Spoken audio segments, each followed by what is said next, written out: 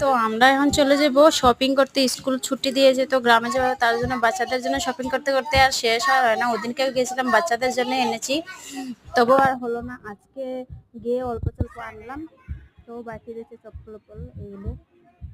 তো এখানে কাপড়গুলি অনেক ভালো ভালো থাকে, ব্র্যান্ড থাকে, তার জন্য আনলাম। এনে তারপরে ঘরে আসলাম। শপিং করতে এত টাইম লাগে আর শপিং করা শেষ হয় না, প্রচন্ড রৌদ্র উঠেছে, এত রোদ। ওইদিকে এসে হাত পা ধুয়ে ভাতও খেলাম।